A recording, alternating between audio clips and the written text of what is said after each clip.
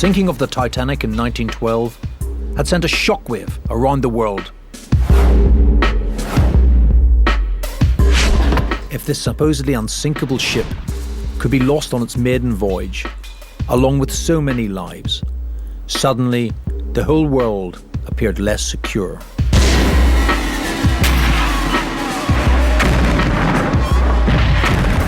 Few could have predicted the carnage that was to follow, with war and hardship on a scale never previously imagined. Soon, loss of life at sea would become commonplace as warships grew in size and power, and merchant ships became the target of choice for both sides. Maritime tragedies to rival the death toll of the Titanic began to fill the pages of history. But for Holland & Wolff, the company that built the Titanic, war brought opportunity. Visionary leadership allowed the company not only to survive, it actually prospered during the worst ravages of the war. The tonnage lost in the massive battles at sea had to be replaced, and it was the shipyard at Queen's Island that stepped up to the mark.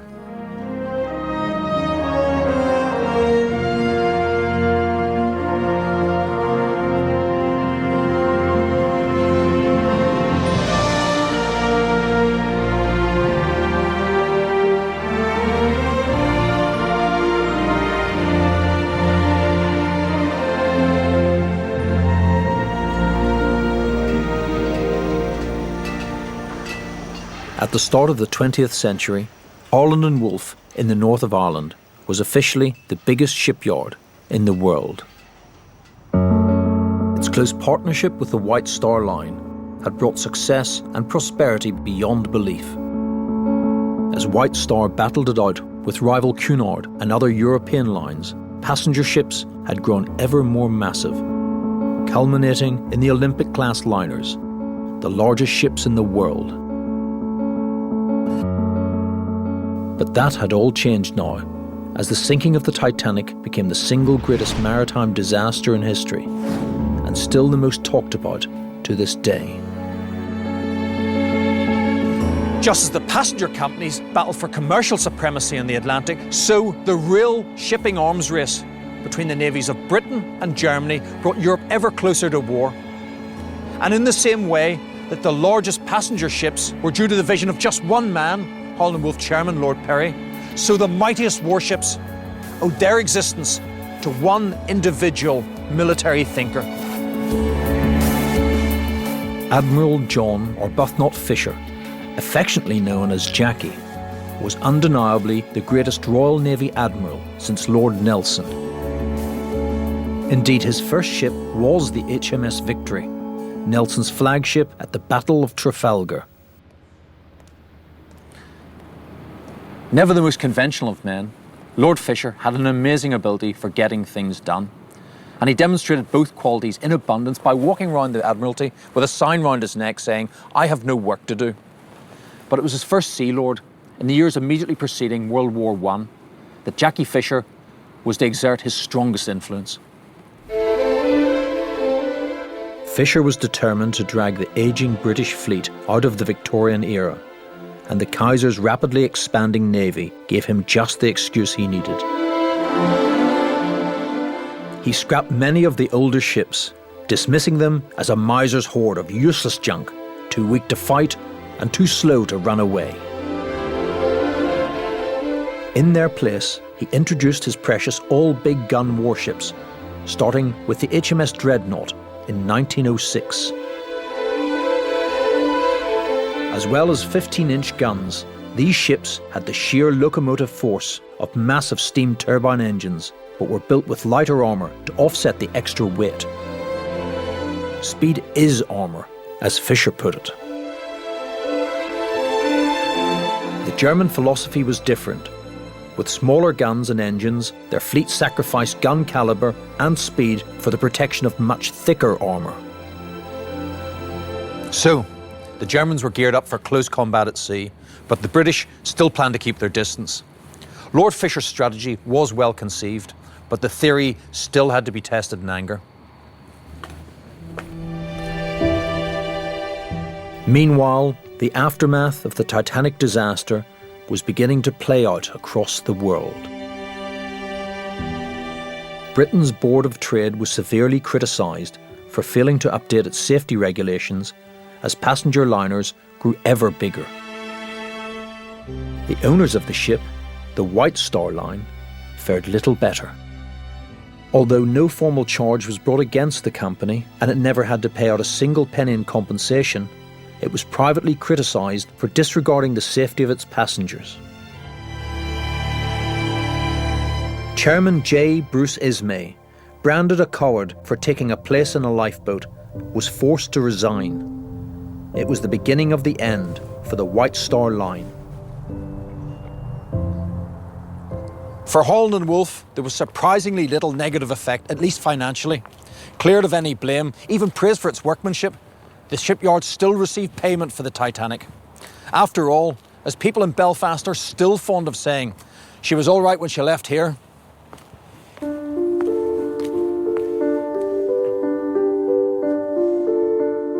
All ships, new and old, had to comply with updated safety rules, and ironically, it was the island men who would carry out many of the necessary alterations. The first of the Titanic's sister ships, the Olympic, returned to Belfast for a substantial refit, and by the end of the year in which the Titanic sank, Holland & Wolff's profits had actually increased. Work had also started on the third sister, the Gigantic, to be the biggest and finest of them all. But the public now had less of an appetite for such self-aggrandizing names, and it was quietly changed to the more regal-sounding RMS Britanic. But the events that were to follow meant that she would never sail as a passenger ship.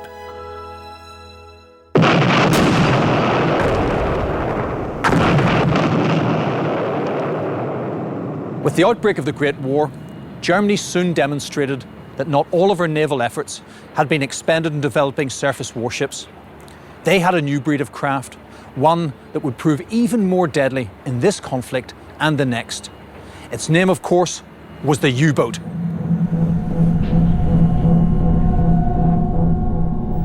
For the first few months of the war, U-boats operated within the rules of engagement, known as the prize rules. Previously agreed to by both sides, these basically said that passenger ships were off limits, and merchant ships could only be attacked once the crew were out of harm's way. Only warships could be sunk without warning. But these had been laid down during more civilized times, the era of sailing ships, and Lord Fisher had foreseen that applying them to submarines would be pointless. There is nothing a submarine can do except sinker capture, he argued. What if the Germans were to use submarines against commerce without restriction? The response of the First Lord of the Admiralty, Winston Churchill, was as dismissive as it was wrong. He simply refused to countenance that any civilized nation could sink to such low treachery. But before long, Lord Fisher's premonition came true, and merchant ships became the U-boat's primary target. As the conflict escalated, Churchill lost no time in calling upon the full resources of the world's finest shipbuilders. He immediately ordered a fleet of battleships from Holland & Wolff. This might have seemed optimistic, given that the yard hadn't built a warship in more than 30 years. But then, this was to be no ordinary fleet. What Churchill wanted was a flotilla of fakes. 10 cargo ships converted to look like battleships, each a copy of a real warship. The purpose of this so-called Special Service Squadron was, in his words, to confuse and mystify the enemy, to baffle and distract from the enterprise of his submarines.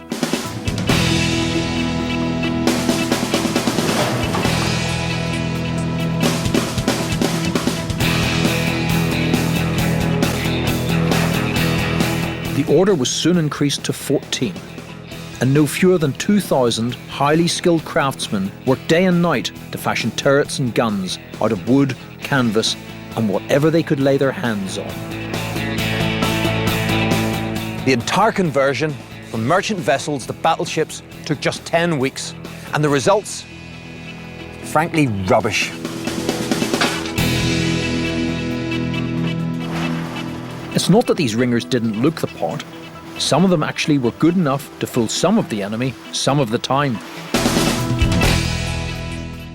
But the ships they were built from were a mismatched collection of shapes and sizes. Seen together, this dummy fleet looked more like a carnival sideshow than a real squadron. The whole sorry-looking collection sailed to Scapa Flow in the Orkneys to join the British Grand Fleet, where they were met with disbelief and derision. Under protest, commander of the fleet, Admiral John Jellicoe, tried in vain to find a use for them. They tried to use them initially to lure submarines into ambush, but the U-boats wouldn't take the bait. Then they spent some time in the Mediterranean, where the deception did work, briefly. So well, in fact, that one of them got torpedoed. The idea of sinking them caught on, and the British scuttled two of them to act as nothing more than a breakwater in a Greek port.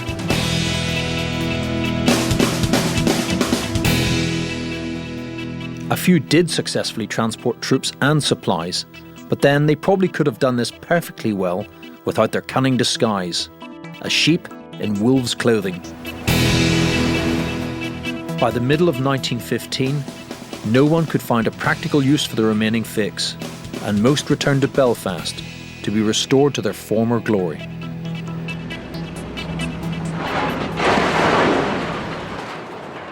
While the dummy fleet was being made and then unmade again, Admiral Fisher's all-big-gun strategy had faced its first serious test. The Royal Navy had just suffered a humiliating defeat off the coast of Chile. Sir Christopher Craddock had been sent on what was essentially a suicide mission. His ship's crews had been hopelessly inexperienced, and the vessels themselves were typical of the useless junk that Lord Fisher so badly wanted to get rid of. In the Battle of Coronel, as it was called, this near-obsolete squadron was sent to attack some of Germany's finest battle cruisers, led by Admiral von Spee. The German ships, especially the two battle cruisers called the Scharnhorst and the Gneisenau, had superior speed and guns and stayed beyond the reach of enemy fire.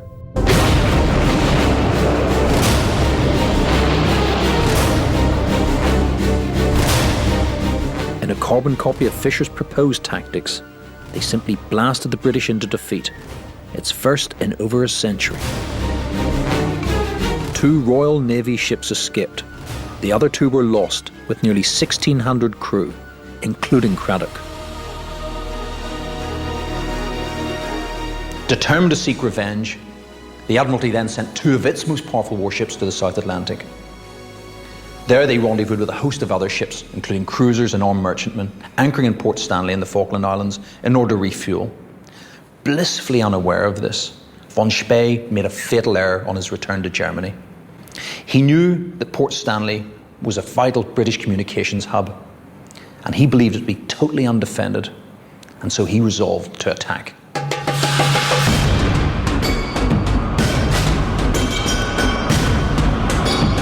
The Germans sailed right into the impressive British squadron, which opened fire with all its might.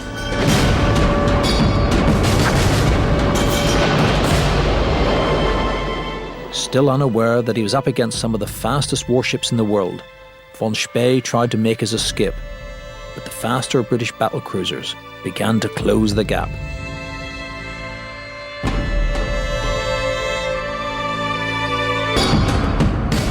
Von Spee bravely turned his 2 most powerful ships, the Scharnhorst and the Gneisenau, to face the fight, hoping his smaller vessels might escape, but it was no use.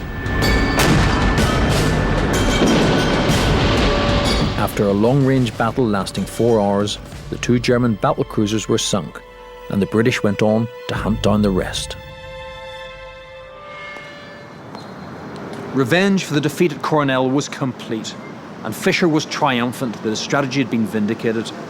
Fueled by this success, 3 more giant battleships were ordered to bolster the Royal Navy, and the largest of these would be built in Belfast. Before that could begin, however, Churchill had instigated a crash programme at Holland and Wolff. The first task was to design and build a series of monitors, heavily armed, shallow draft boats used for coastal bombardment.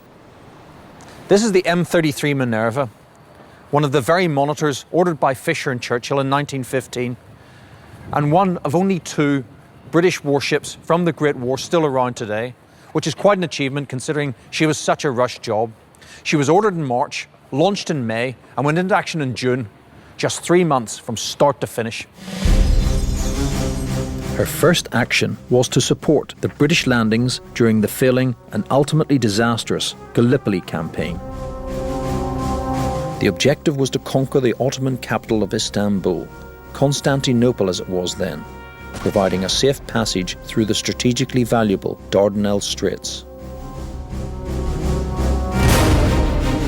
In a series of battles fought over the best part of a year, British, French, Australian and New Zealand allies were defeated time and time again by Turkish forces under German command. Lord Fisher was against the campaign from the start, but he kept uncharacteristically silent, even as Churchill planned the naval expedition. It's only when the invasion started to go wrong he broke his silence and openly voiced his objections. But when these were ignored by the Admiralty, Admiral Jackie Fisher dramatically tendered his resignation as First Sea Lord, despite urgent pleas from Churchill and the press. Both sides at Gallipoli suffered casualties in excess of 250,000 before the Allied forces were eventually compelled to withdraw, having achieved precisely nothing. A resounding disaster for Britain, Gallipoli also cost Churchill his position as First Lord of the Admiralty. From his lofty position as one of the top 3 commanders in the Royal Navy, Winston Churchill, the British bulldog, who would go on to lead Britain twice as Prime Minister, immediately volunteered for army duty and went off to serve in the trenches of the Western Front. Today it would be like Dick Cheney or Donald Rumsfeld being sacked and a week later find themselves, rifle in hand, on the streets of Basra. As for the M33 Monitor herself, it wouldn't be fair to let Holland and Wolff take all the credit for this particular ship. By this time, the world's largest shipyard had become so busy that it had to subcontract some of the work out to the world's 2nd largest shipyard. And for that, you had to go all the way to Belfast. It's hard to believe, but at the height of its success, Holland Wolff's main rival was right next door in the north bank of the Lagan. Workman Clark was known locally as the Wee Yard, but at its peak, it employed more than 12,000 men.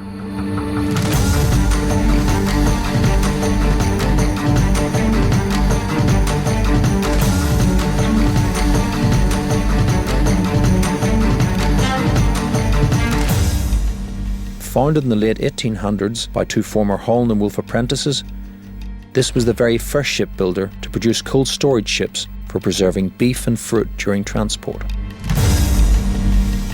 While it never built anything quite as glamorous as the mighty Olympics, what's incredible is that on 2 separate occasions, Workman Clark actually produced more annual shipping tonnage than its more famous counterpart across the river.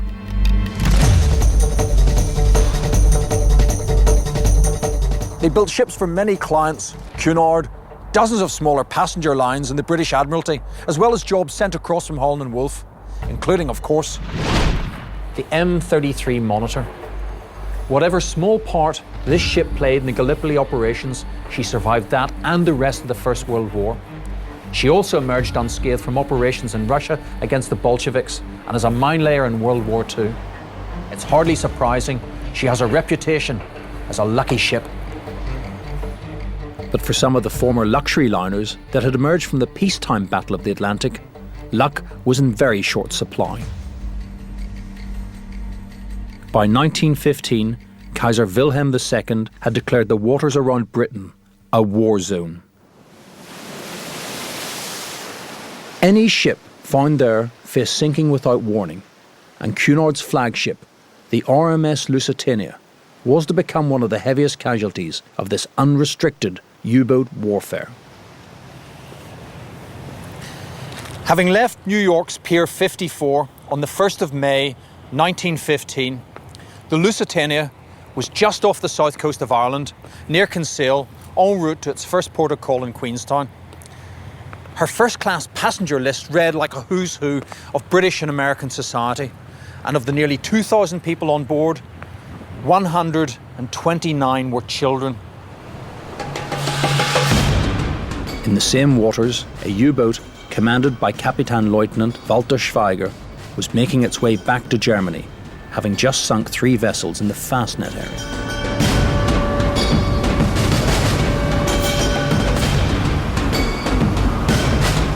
Low on fuel, and with only 3 torpedoes left, it was pure chance that brought the Lusitania into the U-boat's sights.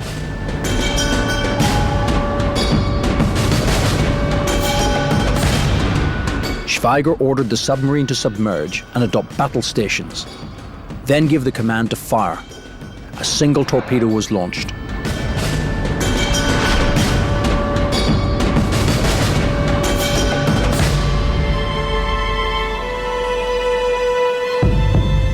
"18 minutes later, the ship was gone.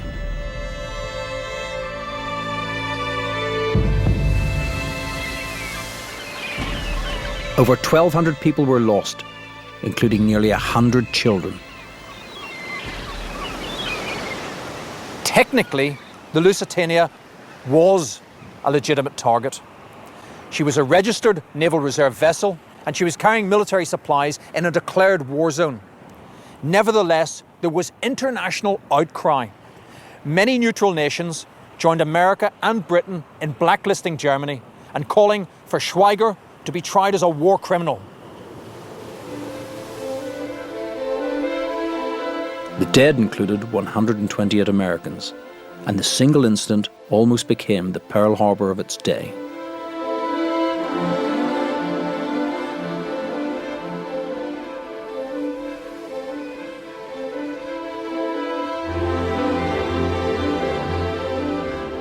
United States President Woodrow Wilson showed either remarkable restraint or utter cowardice, depending on your point of view, by responding with a formal protest rather than a declaration of war. Despite the threat from America, the chief of the German naval staff wanted to intensify the U-boat campaign, promising, quite realistically, a collapse of the British fleet within 6 months before any US intervention could take effect. For the first time, U-boats began sinking ships faster than they could be built. And if this had continued, the outcome of World War I might have been very different. Shortly after the Lusitania, again off the old head of Kinsale, a German U-boat sank the Holland & Wolff-built SS Arabic without warning and taking 44 lives. Once again, Germany received sharp riposte from America and, fearing the consequences, decided on a more cautious response. The prize rules were restored, at least for now.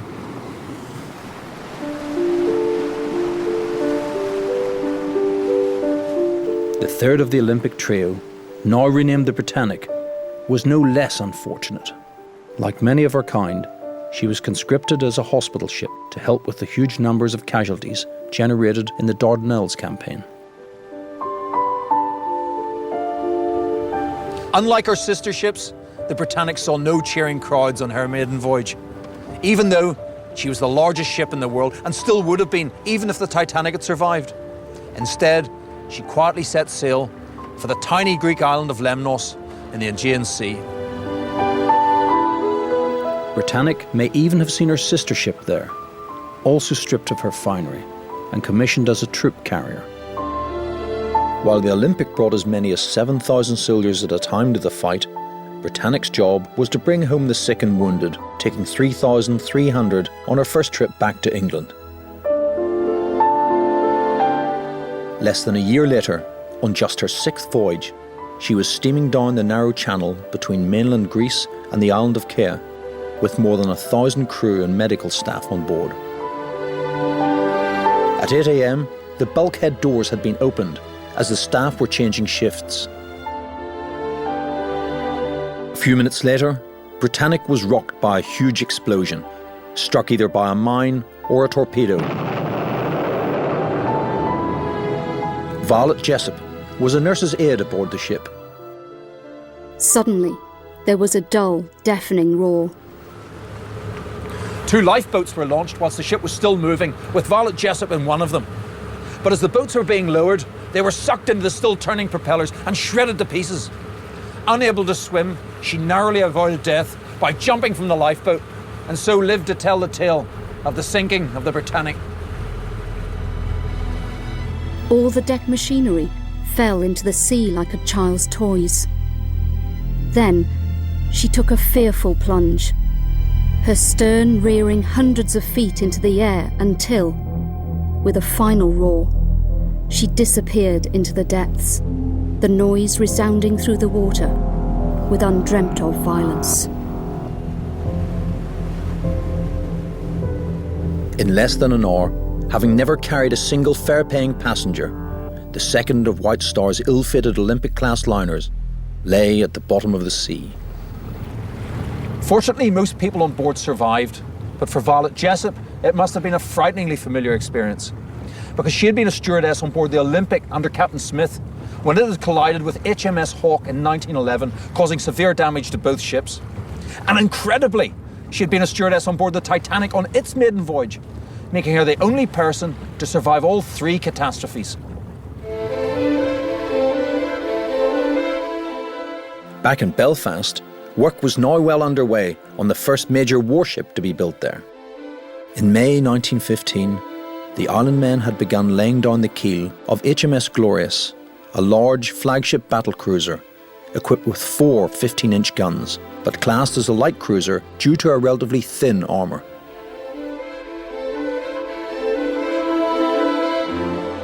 This was exactly in keeping with Lord Fisher's strategy, but before she was even completed, that theory would finally face the test of all-out combat in the greatest naval battle of the First World War, and in terms of the sheer number of battleships involved, the greatest of all time.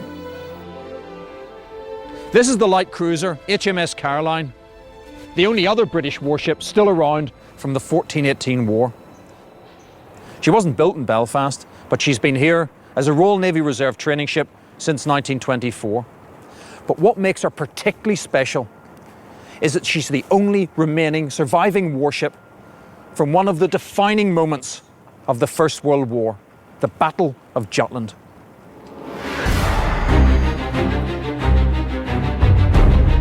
In May 1916, Admiral Reinhard Scheer, commander of the German fleet, decided on the incredibly risky strategy of trying to lure a small part of the British fleet out into the North Sea, namely the squadron of battlecruisers commanded by Admiral Sir David Beatty. The plan was to use Beatty's equivalent on the German side, the battlecruiser squadron, led by Admiral von Hipper, as bait. Once Beatty had been lured sufficiently far from his home base, Scheer would turn up with the entire German high seas fleet and obliterate them. What the Germans didn't know was that as von Scheer and Hipper planned all this by radio, the British had been listening in and had decoded some of their messages. With Admiral Sir John Jellicoe at the helm, the entire British Grand Fleet was already underway hours before the Germans had even left port. So, the British had the biggest guns and the fastest warships.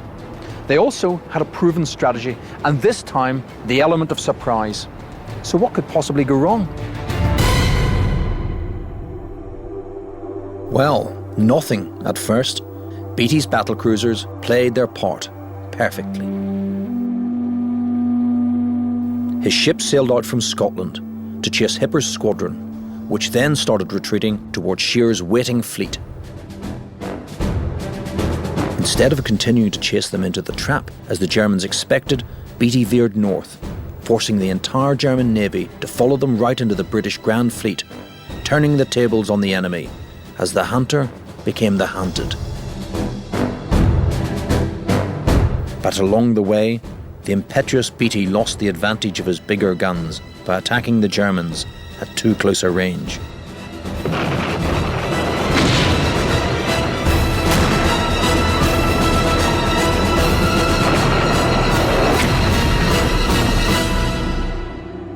Soon, he had also lost two of the fastest vessels in the British Navy and was famously heard to complain, "There's something wrong with our bloody ships today." In practice and in combat, the Royal Navy had become so obsessed with firing their guns quickly that they'd missed the main goal of warfare at sea, which is to hit the enemy's ships. What followed was a classic example of the fog of war, both figuratively and literally. As Beatty's crippled squadron pressed ahead, the Battle of Jutland raged on. Heavy haze, plus the smoke of battle, caused widespread confusion and obscured vital signals.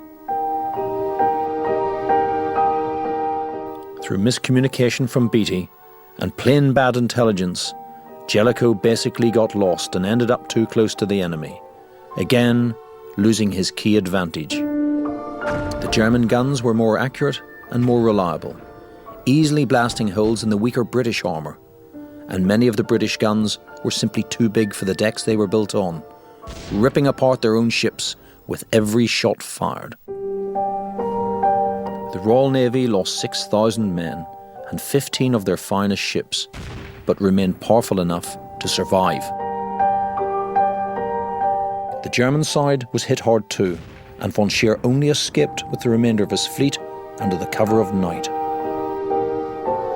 The Germans claimed a material victory, and it was, but the British were left in control of the North Sea and indeed the oceans of the world, and so for them it was a strategic victory. But in reality, the result of the Battle of Jutland was a decisive dead heat. Many lessons were learned on both sides, not least of which was the importance of effective armour. For HMS Glorious, still unfinished at Holland and Wolfe, it was too late. Jackie Fisher's design flaws were already built in, and the consequences would reach all the way into the next World War. But the immediate effect for both Britain and Germany was a realisation that this type of warfare was far too costly. From then on, the war at sea would concentrate almost exclusively on a guerrilla course, crippling supply lines by attacking merchant ships.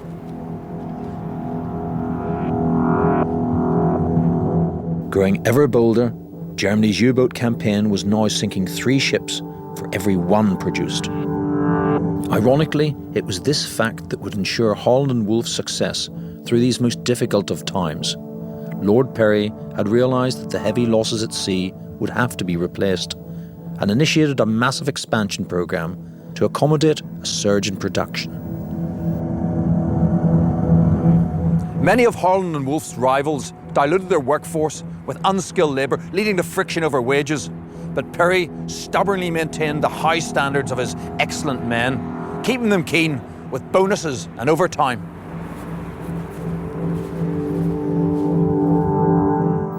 The company now had facilities at 7 centres throughout Britain, including Glasgow and Liverpool. The Belfast Yard was also expanding massively with the opening of the East Yard on the Musgrave Channel, specialising in the mass production of what were called standard ships with interchangeable parts. Holland and Wolfe built a staggering number of merchant ships in the last year of the war, 200,000 tons in 1918 alone, double that of their nearest rivals. Perry's achievements in the industry won him both the position of Controller General of Merchant Shipbuilding and the nickname, a modern Noah.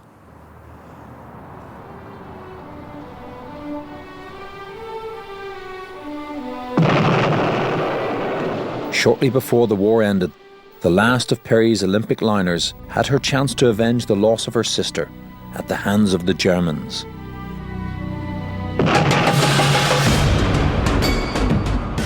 For some time, U-boats had been targeting passenger ships and even hospital ships.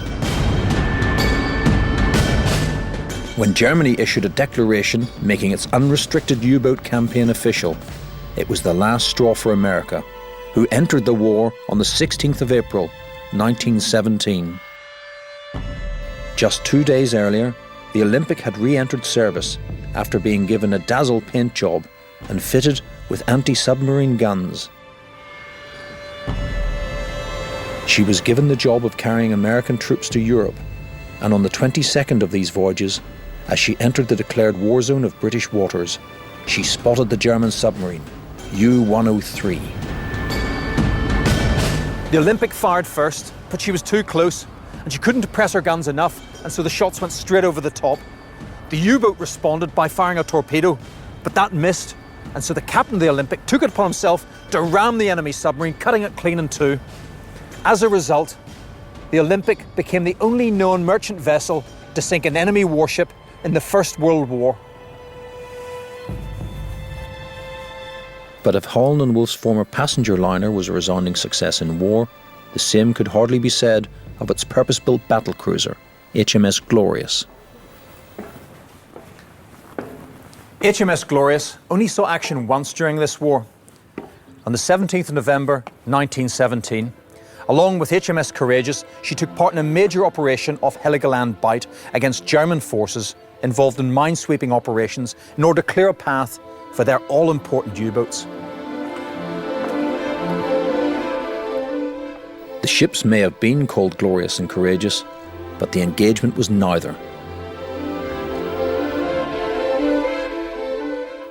Visibility was poor, and the waters were littered with mines belonging to both countries, although neither side was sure of their exact locations. Amid a haze of confusion, the British ships fired literally hundreds of shells, but managed to hit little more than a passing boy. In fairness, the Germans hadn't done that much damage either, but HMS Glorious had suffered from some heavy self-inflicted wounds. The repeated firing of her 15-inch guns had ripped through the deck and caused some serious structural damage. Admiral Fisher's design flaw had struck again. For this reason, Glorious was mothballed at the end of the war, but not before she'd had the good fortune to be present on the 21st of November 1918 to witness the surrender of the German High Seas Fleet. The Great War was finally over, and with it, the age of the great sea battles. The U-boat had proven itself against the vital merchant ships and would do so again. But this war brought a new technology, one that would take the conflict from the sea to the sky.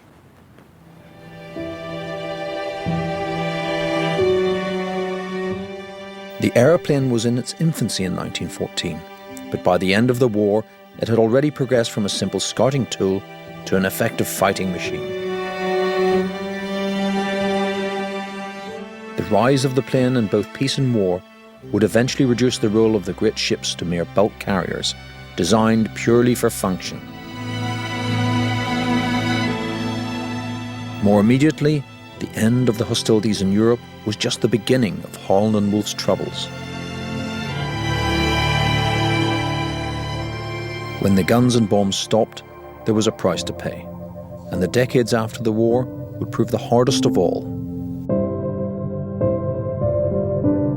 As economic depression gripped the world, so orders dried up.